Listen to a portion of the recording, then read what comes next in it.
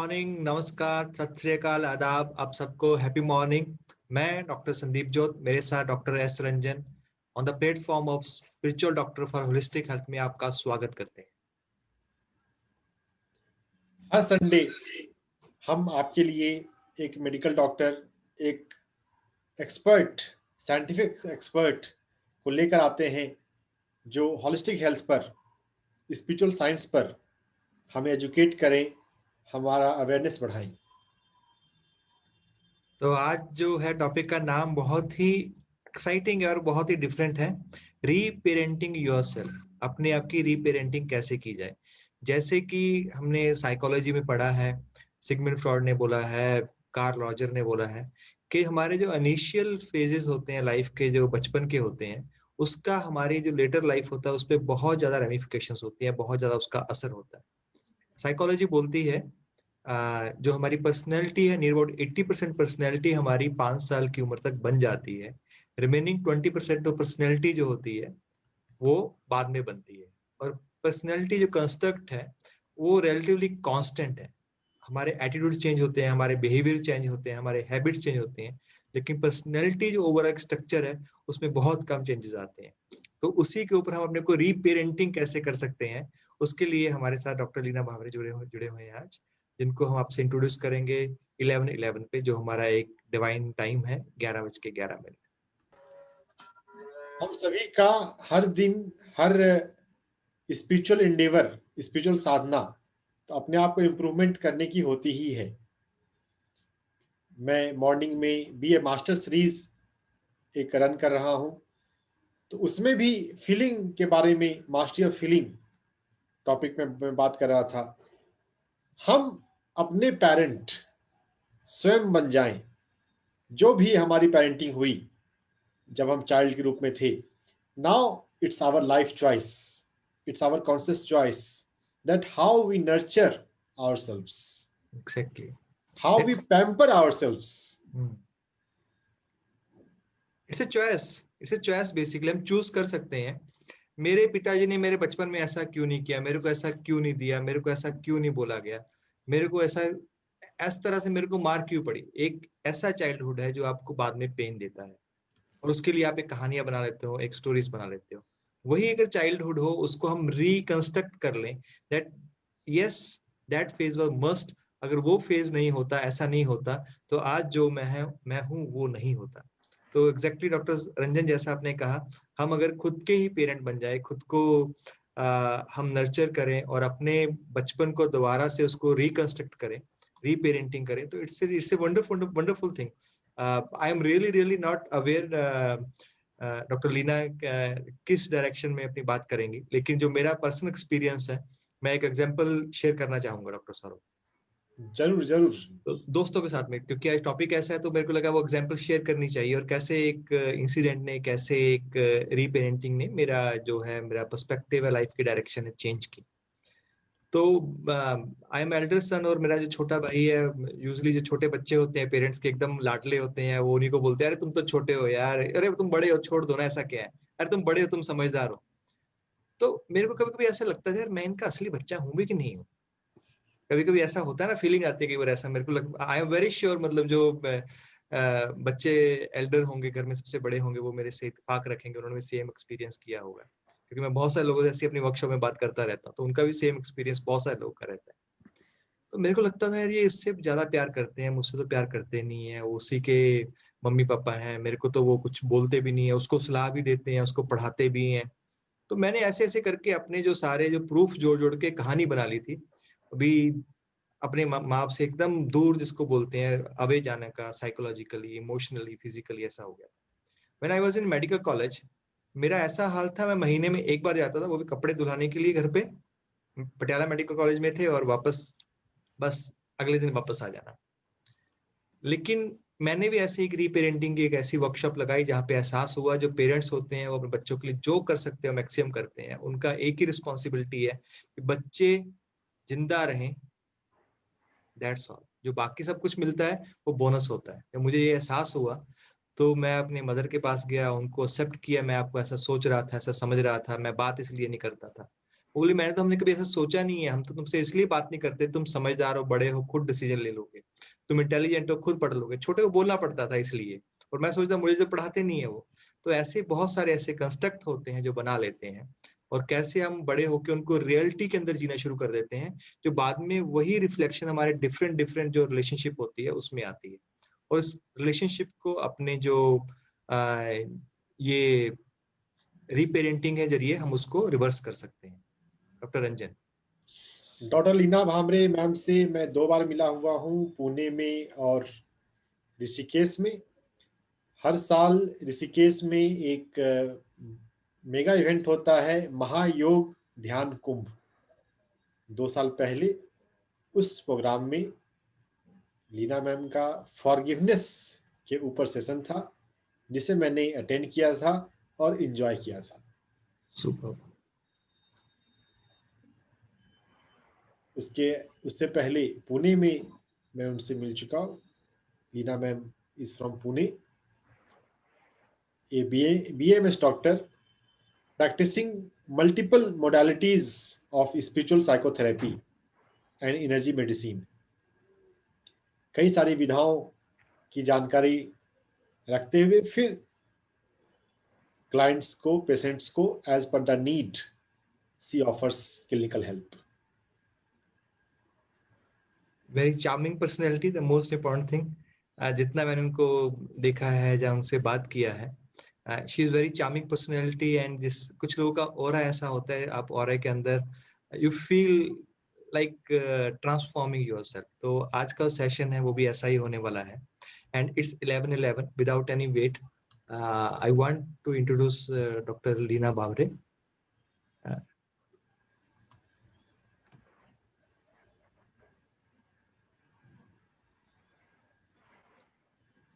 नमस्कार डॉक्टर साहब, welcome to spiritual doctor for holistic health. मैं डॉक्टर संदीप जोत, मेरे साथ डॉक्टर एस रंजन, आपका बहुत बहुत स्वागत करते हैं।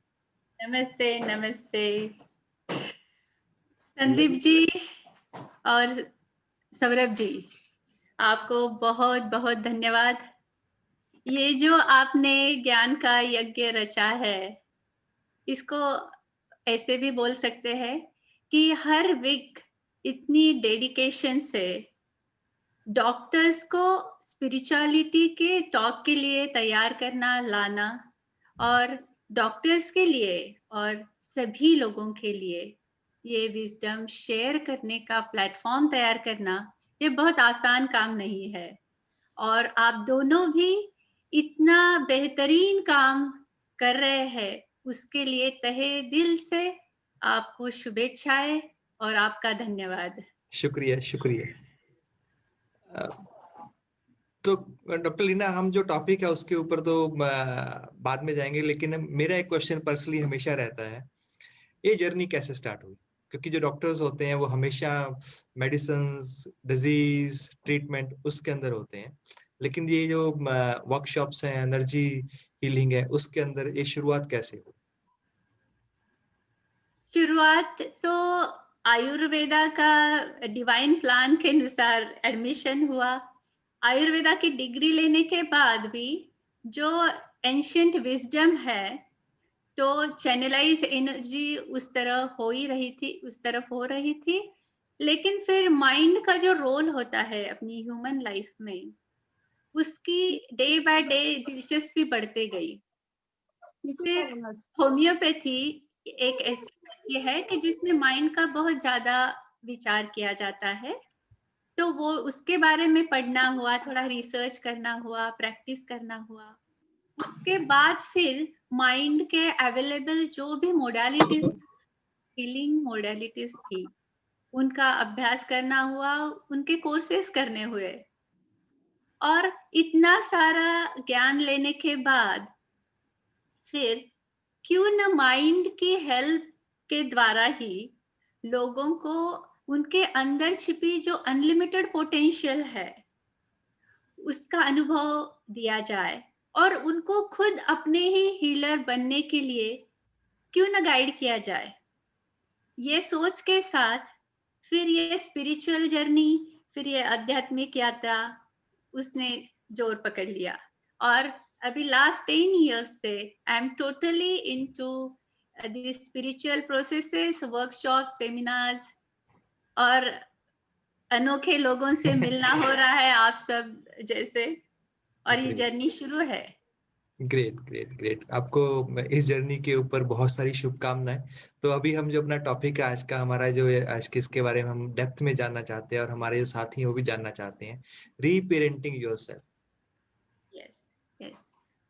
तो अभी सबसे पहले जिनकी वजह से आज के सेशन की ग्रेस बढ़ी है, वो सभी फ्रेंड्स, वो सभी दोस्त और अमेजिंग पेरेंट्स, उन सबको मैं वेलकम करती हूँ, नमस्ते करती हूँ।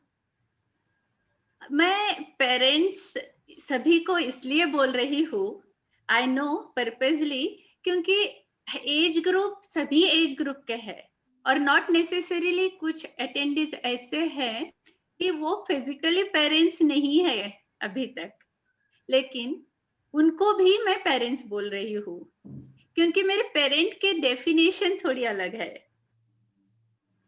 जो अपने साथ अनकंडीशनल प्यार वाला एक हृदय संजोता है, वो हर कोई एक पेरेंट होता है। पेरेंट वही, उन्हीं को हम कह सकते हैं कि जिनके पास अपने बच्चे के लिए अनकंडीशनल एक्सेप्टेंस एंड लव है। और अदरवाइज तो फिजिकली पेरेंट है भी, लेकिन हम अपने आसपास 70 ईयर ओल्ड या 90 ईयर ओल्ड बच्चे भी देखते हैं जिनकी आयु बढ़ती है, लेकिन उनका जो हृदय होता है वो कंपैरिजन, क्रिटिसिज्म या जजमेंट से भरा हुआ होता है। तो उनको हम सही मायने में पेरेंट्स कैसे कह सकते हैं? और कुछ जो इतने यंग बच्चे होते हैं कि वो अभी तक मैरिड भी नहीं है, लेकिन उनकी कंपैशन आप देखोगे, उनका अनकंडीशनल एक्सेप्टेंस सभी लोगों के लिए देखेंगे को, तो हम हैरान रह जाते हैं एट टाइम्स।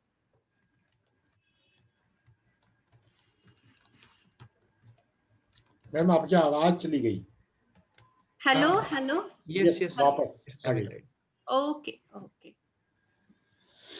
तो आपकी एनर्जीज ज्यादा इंपॉर्टेंट होती है, आपकी रोल से भी ज्यादा इंपॉर्टेंट आपकी एनर्जीज होती है। अभी थोड़ा सा स्पिरिचुअलिटी, ये जो वर्ड है वो बहुत ज्यादा मिसअंडरस्टूड वर्ड एट टाइम्स हम कह सकते हैं इसे। और ये एक ऐसी बात होती है कि लाइफ में जब भी हमें टाइम मिलेगा, बचे कुछ साल जो हो गए लास्ट के, उसमें हम स्पिरिचुअलिटी के सब्जेक्ट को पढ़ लेंगे या उसकी तरफ तब ध्यान देंगे। अभी जो इम्पोर्टेंट प्रायोरिटी वाले जो बातें हैं वो जल्दी निपटाते हैं। ये जल्दी में हम सभी होते हैं, लेकिन क्या ये सही है? ये सवाल पूछने के लिए हमारे किसी के पास भी टाइम नहीं है। And on the country, spirituality ये एक ऐसी बात है कि ये एक ऐसी आधारशिला है या फाउंडेशन जिसे हम कह सकते हैं। अगर ये फाउंडेशन प्रेजेंट है तो आपका पैलेस, आप जिसे बना रहे हैं जीवन में, वो तभी स्टेबल रह पाएगा। अगर ये फाउंडेशन नहीं है आपके पास, तो आप कितनी भी ऊंची इमारत बना लेते हो, फिर भी वो स्टेबल नहीं रह पाती है। इसीलिए मेरी हर एक से ये विनती रहेगी, ये हम्बल रिक्वेस्ट रहेगी कि स्पिरिचुअलिटी को आप ऑप्शनल सब्जेक्ट मत बनाइएगा। इसे अगर आप कंपलसरी सब्जेक्ट बनाते हो और प्रायोरिटी लिस्ट पे अगर फर्स्ट नंबर देते हो, तो आप लाइफ में कभी रिग्रेट नहीं करोगे, ये मेरा आपसे वादा रहेगा। Yes ma'am, very rightly said. अभी हम आज का जो टॉपिक है उसकी तरफ थोड़ा सा बढ़ते हैं, लेकिन ये टॉपिक इम्पोर्टेंट क्यों है, इससे हमें फायदा क्या होगा, ये लॉजिकल माइंड का हमेशा वाला सवाल होता है। जो भी चीज है उससे मेरे लिए क्या है, मेरा बेनिफिट क्या है, ये फर्स्ट क्वेश्चन होता है। हमारे लाइफ की जो भी इश्यूज या चैलेंजेस होते हैं वो लगभग इन्हीं एरियाज में होते हैं। एक तो मेंटल, फिजिकल, सोशल यानी रिलेशनशिप से रिलेटेड, थोड़ा फाइनेंस से रिलेटेड, और ये सभी चीजें अगर ठीक है तो स्पिरिचुअलिटी से रिलेटेड। ऐसे ही कुछ मिलजुल के प्रॉब्लम्स हम सभी के जीवन में होते हैं, लेकिन हम इन प्रॉब्लम्स के जो सॉल्यूशंस ढूंढते हैं वो बाहरी जगत में ही ढूंढते हैं, और हमारे पास एक तो टाइम नहीं है, या हमारे पास एक क्लैरिटी नहीं है, या ये विजडम नहीं है कि ये प्रॉब्लम का रूट हम ढूंढे। और अगर ये प्रॉब्लम्स का रूट अगर हम ढूंढ पाते हैं तो इन प्रॉब्लम्स के लिए हमें परमानेंट सॉल्यूशन मिल सकता है। और ये परमानेंट सॉल्यूशन की बजाय because of lack of clarity हम ब्रांच कटिंग जैसे या टेम्पररी सॉल्यूशंस जैसे बाहरी सॉल्यूशंस के तरफ अपना जर्नी शुरू रखते हैं। तो जो जैसे आपने राइटली कहा डॉक्टर जोत कि हमारे जो फाउंडेशनल ईयर्स या मोल्डिंग ईयर्स जिन्हें कह सकते हैं लाइफ के, for from conception to 7 to 9 years of our age, वही इम्पोर्टेंट, बहुत ही इम्पोर्टेंट टाइम होता है। इसे हमारे पूरे जिंदगी का जो प्रोग्राम देने वाला सॉफ्टवेयर होता है वो उस वक्त तैयार होता है। और अगर बच्चे ने पेरेंट्स से या जो एनवायरनमेंट उनकी होती है उससे अगर गलत बिलीफ कैच कर लिया या गलत प्रोग्राम एडॉप्ट कर लिया, जैसे I am not enough, I am not lovable, मैं इन चीजों को हैंडल नहीं कर सकता, I am not worthy enough, इस जैसे अगर कोई बिलीफ ये नन्हा सा बच्चा अपने प्रोग्राम का पार्ट बनाता है तो पूरी जिंदगी उस बच्चे की, फिर उसकी आयु 70 इयर्स हो, उसकी आयु 90 इयर्स तक हो, इस बिलीफ के अराउंड उसकी लाइफ रिवॉल्व होते रहती है।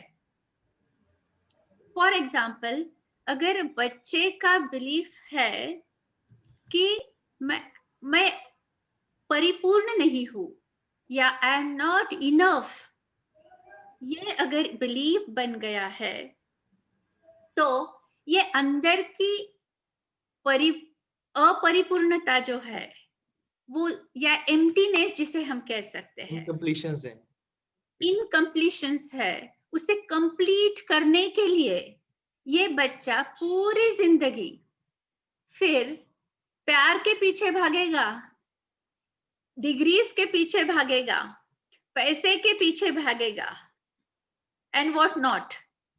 तो ये रैट रेस में हम जो लग जाते हैं और अपनी एम्प्टीनेस फील करने की कोशिश करते हैं तो आखिर तक हमें बहुत सिचुएशंस बदल जाती है, बहुत सारे लोग बदल जाते हैं, जिंदगी की प्लेसेस बदल जाती है, लेकिन हमारी अंदर की एम्प्टीनेस, इनकम्प्लीटनेस कभी कंप्लीट होती हुई नजर नहीं आती। और हम अलग से एक ब्लेम गेम में फंस जाते हैं। अपना जो दुख होता है, अपनी जो सफरिंग होती है, उसके लिए हम दूसरे को ब्लेम करने लगते हैं। इसकी वजह से मैं दुखी हूं, इसकी वजह से मैं अनहैप्पी हूं। ये कभी ना खत्म होने वाली एक कंप्लेंट हमारी लास्ट तक रहती है। लेकिन अगर स्पिरिचुअलिटी की कुछ कंसेप्ट हमारी समझ में आ जाती है, एंड अर्लीएस्ट अगर हम हमारा जो आउटवर्ड जर्नी है उसका डायरेक्शन हमारी प्रॉब्लम्स की रूट की तरफ अगर मोड़ लेते हैं, तो मेरे हिसाब से हेवन जो हम सर्च कर रहे हैं, स्वर्ग जो ढूंढ रहे हैं, उसके लिए हमें डेथ का इंतजार नहीं करना पड़ेगा। We can experience heaven here and now. स्वर्गवासी यही बन जाएंगे। स्वर्गवासी यही बन जाएंगे। बिल्कुल सही कहा आपने। लेकिन और उसके साथ डेथ का जो फियर है हमारा वो भी निकल जाएगा बोनस में। Exactly. लेकिन ये करना कैसे है? पहले तो ये हमें पूरी तरह कन्विंस होना चाहिए कि ये जो जीवन की प्रॉब्लम्स है वो बाहर से नहीं आ रही है, वो अंदर से आ रही है। एक्चुअली हम सभी आजकल जो हीलिंग तक हो, इस बिलीफ के आवाज इको आ रही है मुझे। Yes, I think आपके आसपास कोई और इंस्ट्रूमेंट तो नहीं है। Okay. You have to switch off that instrument because वहां से इको हो रही है। ओके। तो एनर्जी का एक खूबसूरत लॉ हम सबको पता है। Energy cannot be created, cannot be destroyed. Only we can transform its form. तो हर भावना और हर बिलीफ, हर इमोशन, ये एक तरह के एक सर्टेन फ्रीक्वेंसी की एनर्जी होते हैं। जब ये छोटा बच्चा होता है, ये छोटा बच्चा इसने अगर ये फ्रीक्वेंसी, ये बिलीफ, ये इमोशन ये पकड़ के अगर रखा है कि आई एम नॉट इनफ, तो हो क्या जाता है, बाहर वाली अचीवमेंट्स आप पा जाते हो, डिग्रीज आप पाते हो, फाइनेंशियल फ्रीडम आप पाते हो, लेकिन इस इनकम्प्लीटनेस की फीलिंग को आप रिजॉल्व नहीं कर पाते हो। ये बाहर वाली चीजें, ये अंदर वाला जो फीलिंग है उसको रिजॉल्व नहीं कर पाती है। और हमारी सभी जर्नी है वो अंदर वाली तो कभी होती नहीं है। उल्टा हम इतनी जल्दी में है कि कैरेट और स्टिक वाला जो फंडा है, हम भागने के पीछे है वो कैरेट के, और एक मिल जाए उसके बाद दूसरा प्रेजेंट होता है, तो हमारे पास वक्त भी नहीं है। डोंकी जैसा हाल हो गया है, मतलब डोंकी के आगे कैरेट लटक रही है और वही वो वांट टू ईट दैट, वो चलता जा रहा है। बिल्कुल सही। लेकिन अगर हमारे पास एक पॉज हमें कैसे देना है, एक डिवाइन पॉज कैसे देना है, अपनी जो भी समस्या हो, उसका नाम जो भी हो, लेकिन अगर उसका हमें परमानेंट सॉल्यूशन चाहिए तो एक डिवाइन पॉज आपको लेना जरूरी है। उस पॉज में मैजिक हो पाने की क्षमता होती है, और आप सभी में इतनी डिवाइन पेरेंटल अनकंडीशनल लव की ट्रेजर छुपी है, उसको अगर आप सही दिशा में डायरेक्ट करते हो तो everybody can resolve their problems on their own. They have that magic. लेकिन उसको रीडायरेक्ट कैसे करना है, वही आज के सेशन में हम देखने वाले हैं। तो हम इस प्रॉब्लम की जब रूट की तरफ जाना चाहेंगे, तो अभी ये जो बच्चा जो है उसका बिलीफ है हमारे पास। अभी इस बिलीफ को पहले हमने कन्विंस होना है कि ये हमारी लाइफ की समस्याएं जो है उस हमारे रॉन्ग बिलीफ से आ रही है। बिलीफ कोई भी हो सकता है, आई एम नॉट लवेबल ऐसे भी हो सकता है। फिर लोग पूरी जिंदगी रिलेशनशिप्स के पीछे भागते हैं, फिर ये मैरिज फेल हुई, 3 टाइम्स मैरिज कर ली, 10 रिलेशनशिप्स तोड़ ली। फिर लोग कभी कभी जॉब्स के पीछे होते हैं, ये जॉब छोड़ दिया दूसरा कर लिया, बिजनेसेस के पीछे होते हैं। लेकिन प्रॉब्लम्स कभी भी बिजनेसेस में नहीं है, रिलेशनशिप्स में नहीं है, लोगों में नहीं है, ये अंदर के बिलीव्स में है। एक बार ये चीज अगर पक्की हो जाती है, क्योंकि लॉ ऑफ क्रिएटिविटी यही कहती है हर चीज 2 बार क्रिएट होती है। हम जिस फिजिकल वर्ल्ड का एक्सपीरियंस ले रहे हैं वो सब सेकेंडरी क्रिएशन है। इसका प्राइमरी क्रिएशन कहीं क्रिएट हुआ है, और वो और कहीं नहीं लेकिन हमारे बिलीफ्स में, हमारे थॉट्स में, हमारे इमोशंस में हुआ है। और अगर हमें हमारी समस्या का सॉल्यूशन जब चाहिए होता है तो सेकेंडरी क्रिएशन में वो अवेलेबल नहीं है। वो अगर हम प्राइमरी क्रिएशन में जाएंगे, हमारे बिलीफ्स में जाएंगे, वहां चेंज लाएंगे। प्राइमरी क्रिएशन जब चेंज हो जाती है तो सेकेंडरी क्रिएशन यानी manifestation has to change on its own without any effort. इसी को एफर्टलेस एफर्ट की प्रोसेस बोलते हैं। अपने आप की समस्याएं हल हो जाती है। लेकिन अभी ये चीज इतना सब बात करने के बाद कहीं तो हमें पता चलती है कि ये जो एनर्जी है जो मोल्डिंग ईयर्स में हमारे अंदर चली गई है, जो प्राइमरी क्रिएशन का पार्ट का रोल कर रही है।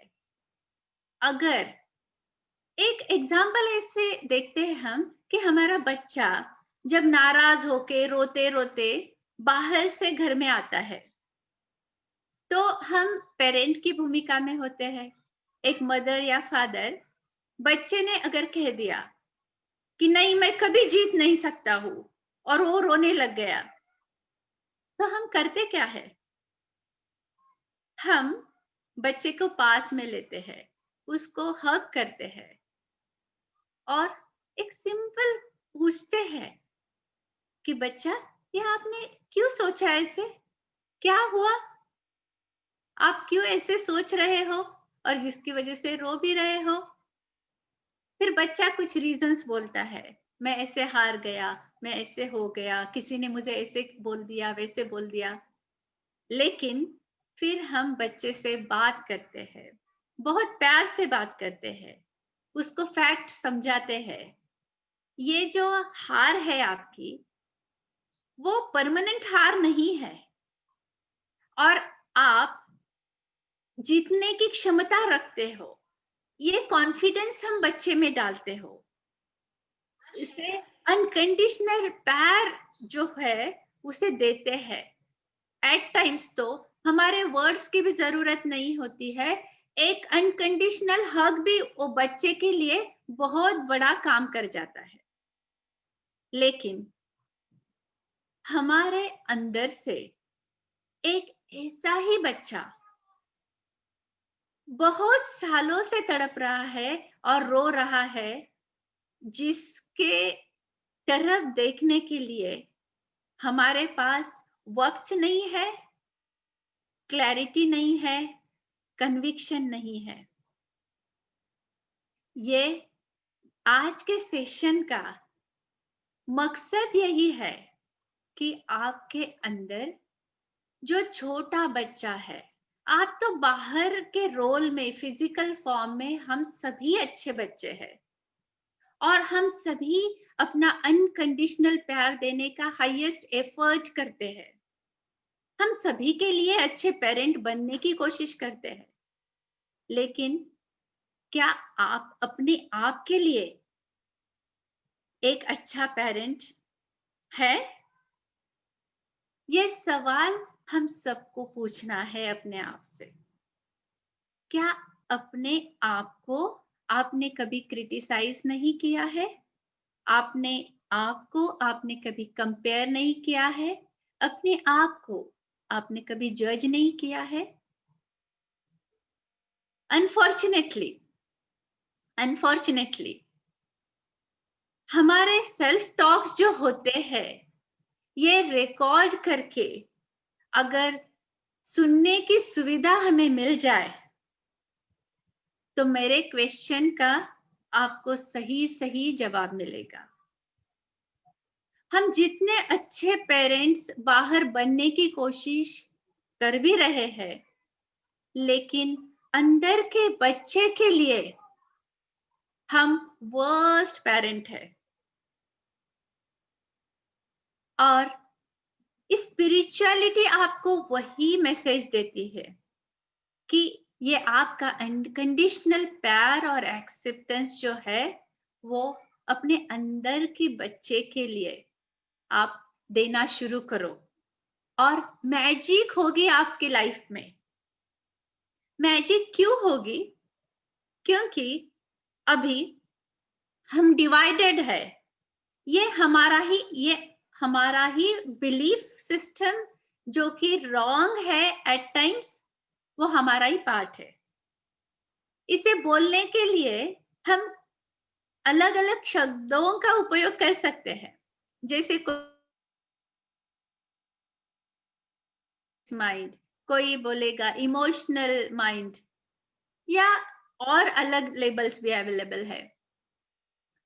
और दूसरा जो पेरेंटल पार्ट है अपना, जो लॉजिकल माइंड है, जो कॉन्शियस माइंड है, इन दोनों के कुछ प्लस पॉइंट्स है, लेकिन हमारी लैक ऑफ अंडरस्टैंडिंग की वजह से हमने ये डिवीजन बना के रखा है और हमारा इस डॉर्मेंट साइड की तरफ, ये डॉर्मेंट साइड है, लेकिन ये अनलिमिटेड पोटेंशियल होल्ड करती है। देखिए, आप 1 साल का बच्चा होता है और अगर उसने रोना शुरू कर दिया तो सिर्फ घर को पता नहीं चलता है, पूरे मोहल्ले को पता चलता है। इतनी ताकत वो नन्हे से जीव में होती है। तो उस अनलिमिटेड ताकत को अगर हम अपने लिमिटेड यानी कॉन्शियस लॉजिकल ताकत के साथ मिला दे, तो कोई हमें रोक नहीं सकता है। Every human being can have potential to be unstoppable and share their unique gift. Everybody is awesome, everybody is unique, and everybody has a unique gift to offer to this humanity. लेकिन हम सब ने खुद को unlimited करके रखा हुआ है, because we are comparing with others, जो कि कभी हो नहीं सकती है कंपैरिजन। टोमेटो एप्पल के साथ कभी कंपेयर होने की जरूरत भी नहीं है। इसके कुछ यूनिक क्वालिटीज है और पर्पसेस है, इसके कुछ यूनिक क्वालिटीज है और पर्पसेस है। तो हमें उनकी ब्यूटी को एक्सपीरियंस करना है। तो अगर हम अपने अंदर के इस बच्चे को अनकंडीशनली एक्सेप्ट करके, एक्नॉलेज करके, अगर उन निगेटिव बिलीव्स को और एनर्जीज को एड्रेस करके ट्रांसफॉर्म कर सकते हैं, तो जीवन की सभी समस्याओं के हल हमें अपने अंदर ही मिल सकते हैं। अब सवाल आता है कि ये करे कैसे? देखिए, हमें लाइफ में जिंदगी बहुत आसान है, सिंपल है। सिर्फ लॉजिक, ईगो ने, जिसे कह सकते हैं, उसे कॉम्प्लिकेटेड बना के रखा है। अदरवाइज प्यार जो बहुत ताकतवर इमोशन है, बहुत पावरफुल इमोशन है, उसे कहीं सीखने जाना पड़ता है? कहीं नहीं। ये इनेट हमारी क्वालिटी है। हम इसे ऑन आवर ओन यूज करते हैं।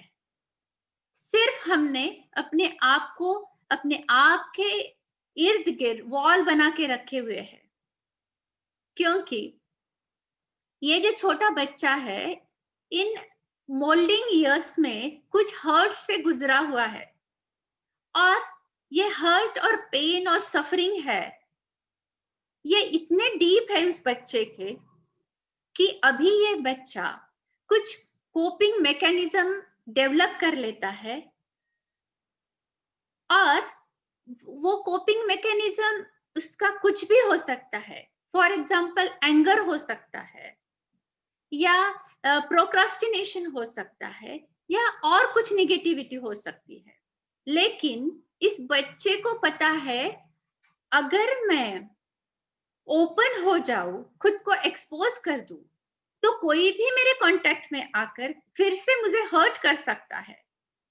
तो ये बच्चा ये प्रोटेक्शन शील्ड अपने आसपास या इर्द गिर्द खड़ी कर लेता है, और हमें उस तक पहुंचने नहीं देता है।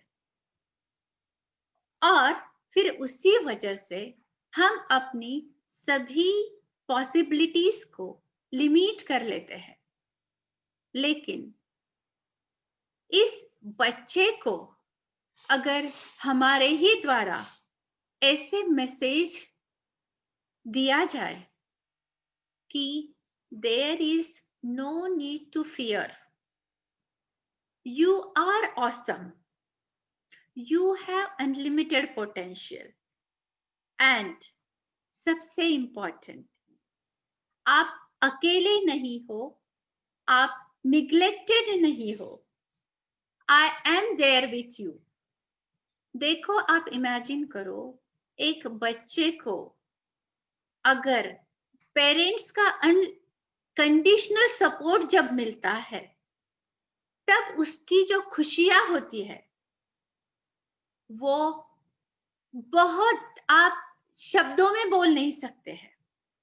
उसको सिर्फ पेरेंट्स का अनकंडीशनल प्यार और अनकंडीशनल सपोर्ट ही हर किसी को चाहिए। और वो support instead of criticism, instead of comparison, instead of judgement, अगर अंदर के बच्चे को हम वो सपोर्ट अगर दे पाए, तो ये बच्चा आपके साथ मिलकर आपको जो डेस्टिनेशन अचीव करना है वो easily and happily you can achieve.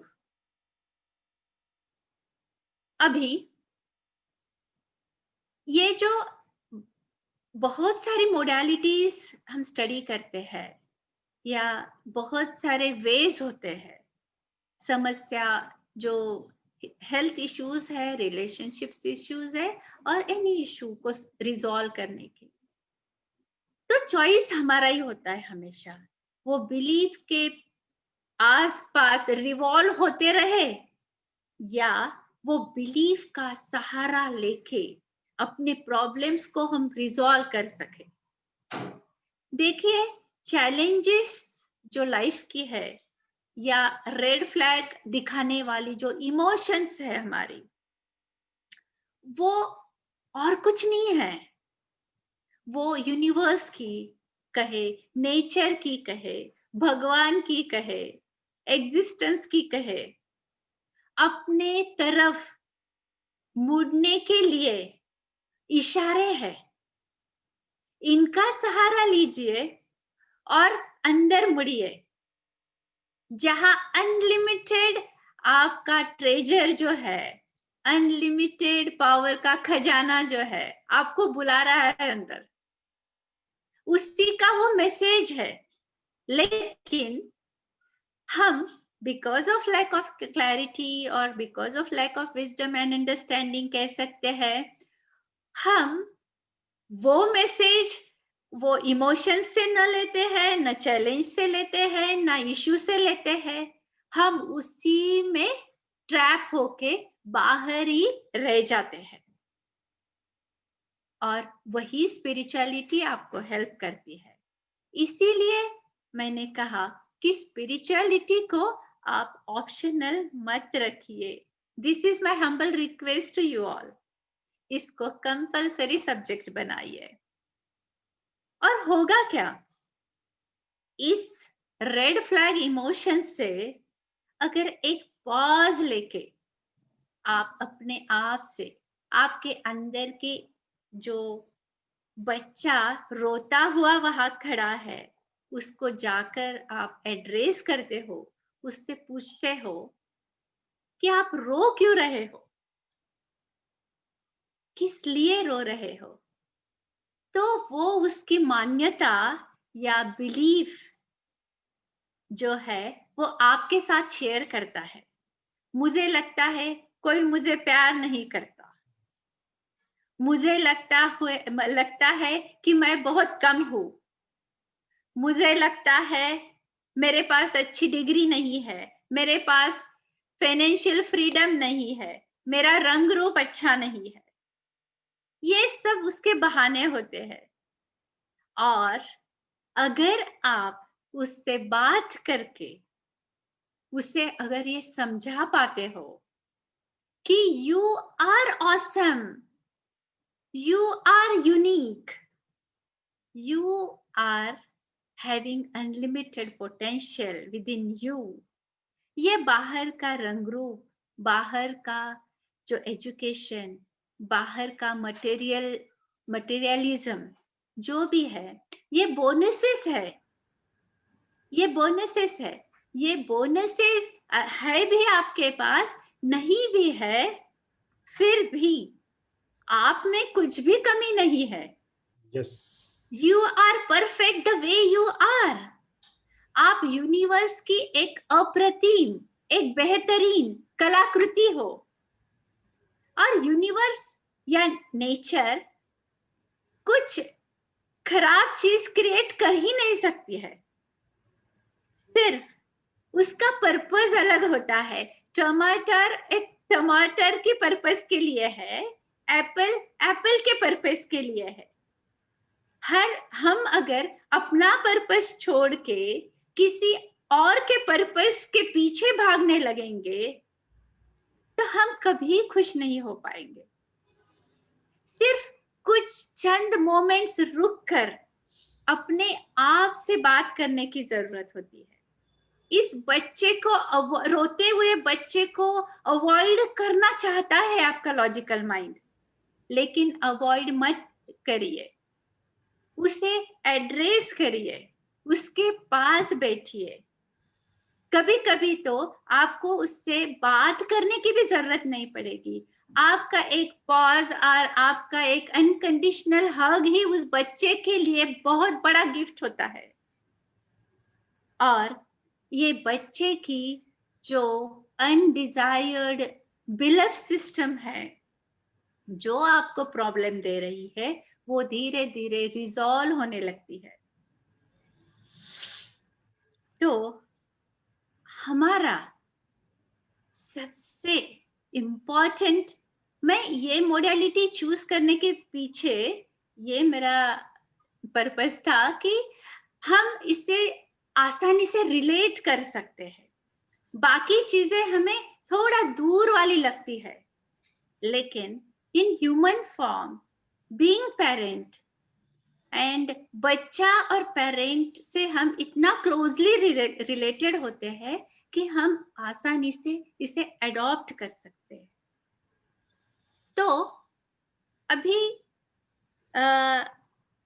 हमें आगे कैसे जाना है, आप सब को मैं जो बात कन्वे करना चाहती हूँ वो थोड़ी समझ में आ रही है?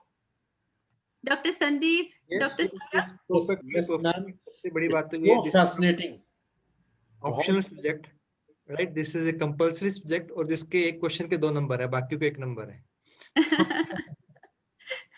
एंड जो हमने धारणाएं बनाई हुई हैं, बिलीफ बनाया हुआ है, उसको हम जो अनरियल है उसको हम रियल मान लेते हैं, वही रूट कॉज है। और अगर इनर चाइल्ड को हम लोग अपने पास बिठाएं, उसको पैम्पर करें, उसको हग करें, उसको सुने, तो दैट कैन हील।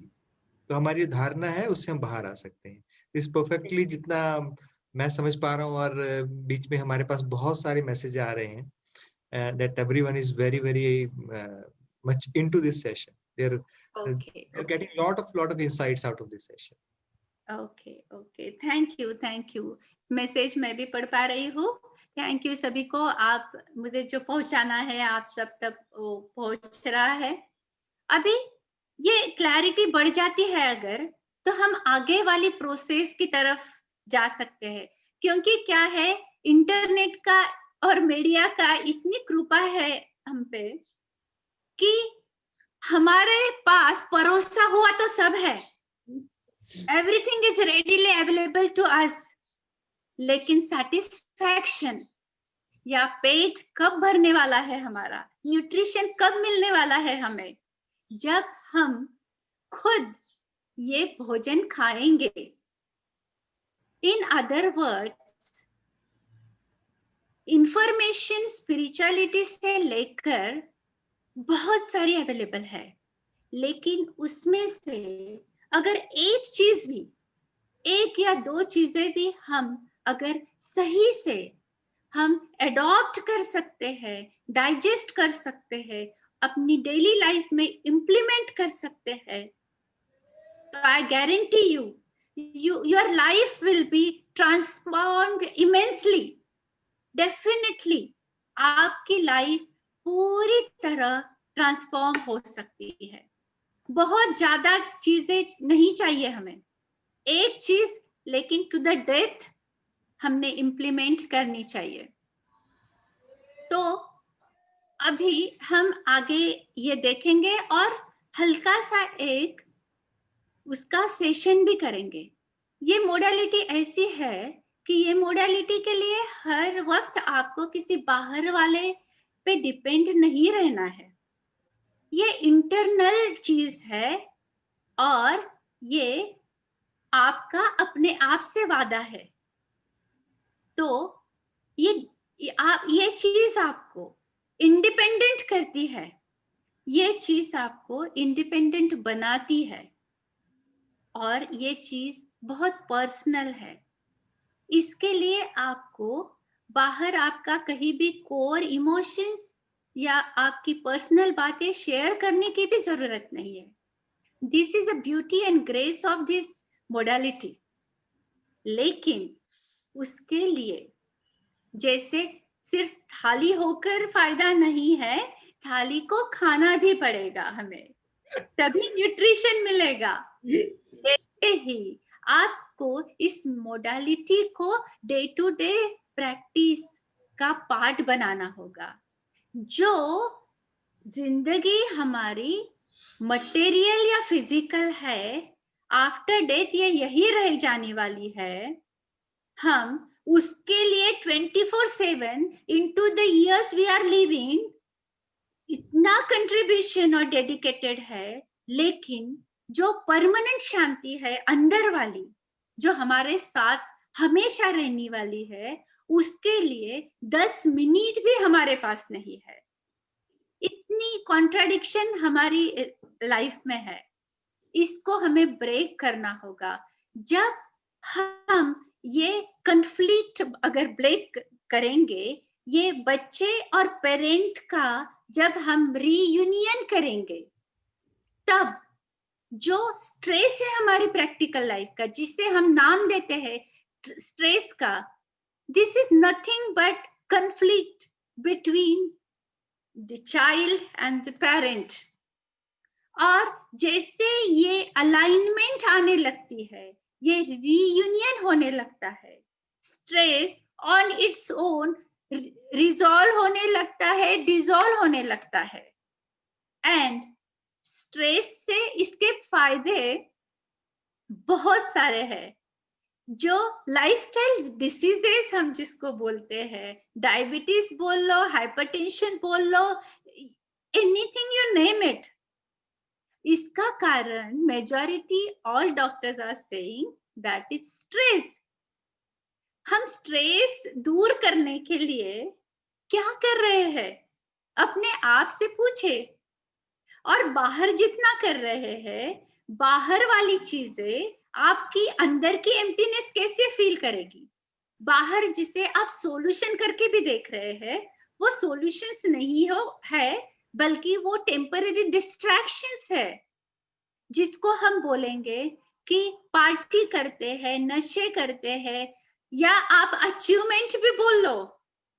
मैं थोड़ा सा डेयरिंग करके ये भी बोलना चाहती हूँ, आउटवर्ड एनी अचीवमेंट जो जिसके नशे में आप चल रहे हो, जिसके बेहोशी में आप जा रहे हो, वो क्या अंदर का स्ट्रेस कम कर पा रही है?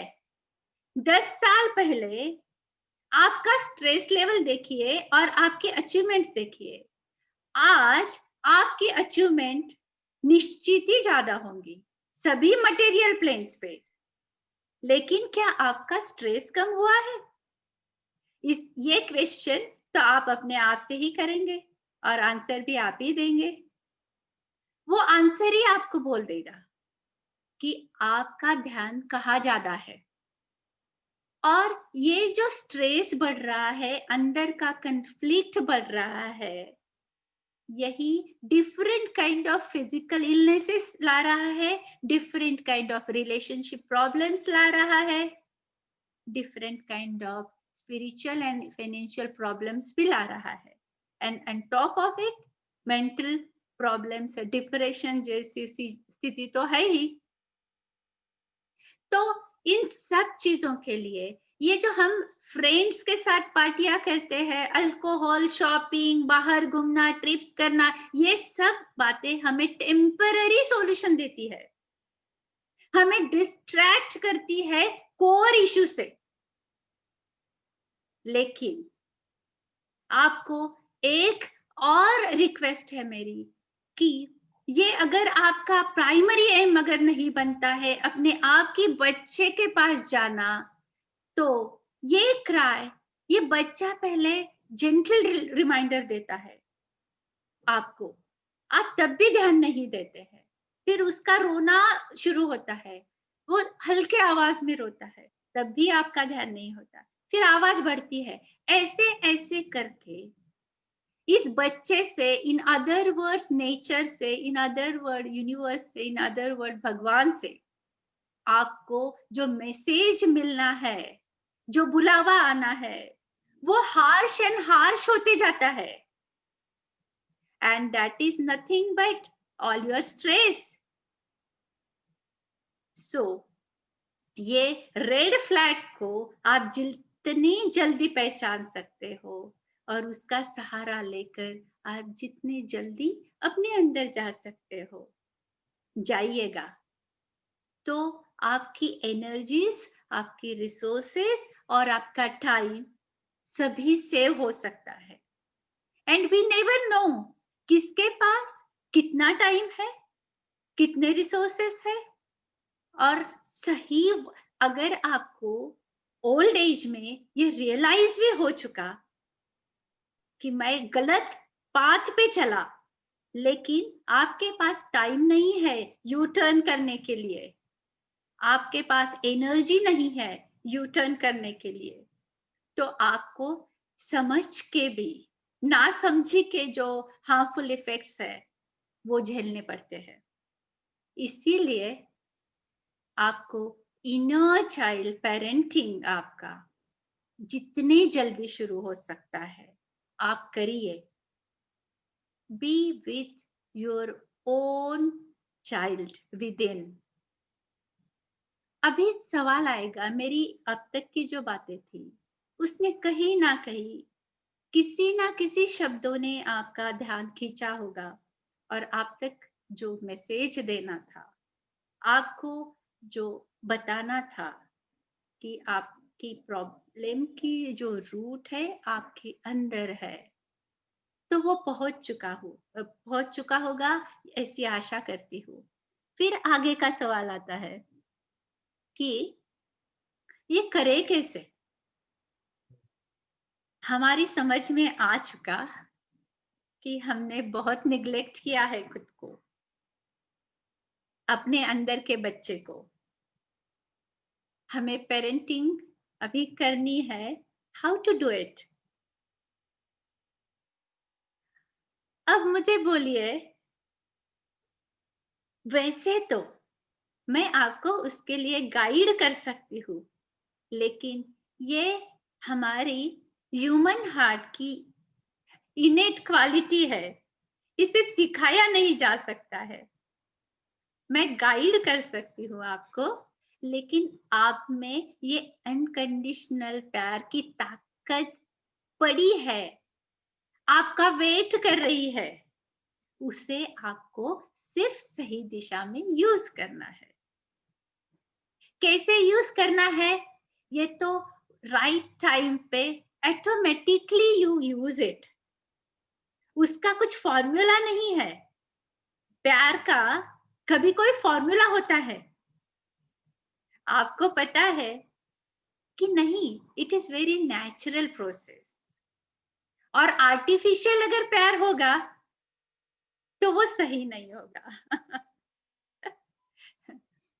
इसीलिए अभी हम ये देखेंगे कि ये अंदर का जो बच्चा है,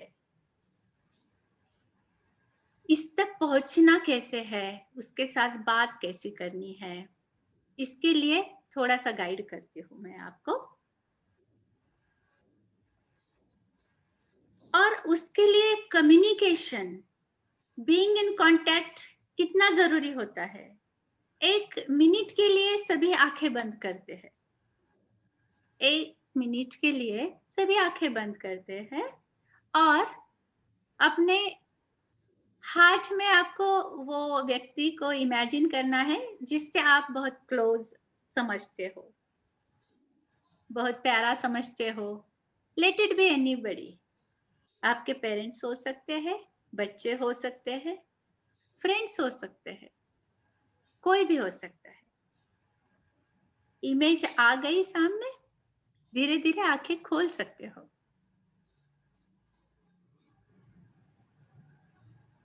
ये एक्सपेरिमेंट सिर्फ इसलिए था कि आप तक एक बात मुझे पहुंचानी है। अभी कोई ना कोई तो आपके सामने आया होगा। एवरीबडी? यस। अभी ये जो कोई आए हैं आपके क्लोज वंस, तो उनकी एक यूनिक क्वालिटी होगी, वो कॉमन क्वालिटी होगी। सबके दिमाग में जो भी इमेज आई है, दिल में जो भी इमेज आई है, उसमें एक यूनिक क्वालिटी है। उसको मैं ही बोल देती हूँ कि ये लोग आपको प्यारे हैं एंड ये लोग आपसे बहुत कनेक्टेड है, आप उनसे बहुत कनेक्टेड है, उनसे आपका कम्युनिकेशन अच्छा है। एट टाइम्स तो आपको शब्दों की भी जरूरत नहीं पड़ती है, उन तक कुछ मैसेज आपको देना है तो एट टाइम्स आपको इतना अच्छा कम्युनिकेशन होता है उनके साथ, इतना अच्छा बॉन्डिंग होता है कि वर्ड्स की भी जरूरत नहीं होती है। राइट? यस। तो कम्युनिकेशन के लिए राइट बॉन्डिंग जरूरी है। इसीलिए अपने इनर चाइल्ड के साथ आपको जो भी मैसेज देना है, उसके लिए भी आपको राइट बॉन्डिंग जरूरी है। बॉन्डिंग के बिना आप जो मैसेज देना चाहते हैं वो पहुंचेगा नहीं। करेक्ट? हम किसी और का नहीं सुनते हैं, कितना भी अच्छा, कितनी भी बढ़िया बातें किसी रास्ते पर चलने वाले अपरिचित व्यक्ति ने कही तो हम इतना ओपनली वो चीज रिसीव नहीं करते हैं जितना हम जिनसे अच्छा बॉन्ड रखते हैं उन्होंने अगर शेयर की हुई है तो। क्यों? क्योंकि बॉन्ड मैटर करता है। इसीलिए अपने इनर चाइल्ड के लिए अगर आप रोज 5 मिनट भी दे, 10 मिनट भी दे, इनफ है। लेकिन कंसिस्टेंटली आपको ये बॉन्ड डेवलप करते जाना है। इसे आप मेडिटेशन कह सकते हैं, रिफ्लेक्शन कह सकते हैं, इंट्रोस्पेक्शन कह सकते हैं। जो वर्ड आपको अच्छा लगता है, नजदीकी लगता है, आप उसे अडॉप्ट करिए। लेकिन यस, हेलो, कंटिन्यू यस, इसीलिए हमारा bonding time is most important, तो वो हमें देना है। मैं ये इनिशियल बातें आपको बोल रही हूँ, इसमें और जैसे आगे बढ़ते हैं बहुत सारी बातें आती है। मौका मिला तो वो बातें भी आपके साथ फ्यूचर में शेयर करेंगे ही। लेकिन at initial stage we have to build up this bond, और उसके बाद फिर आपको उस बच्चे तक मैसेज देना है। अभी ये कैसे देंगे, ये थोड़ा सा एक्सपीरियंशियल हम चीज देखेंगे।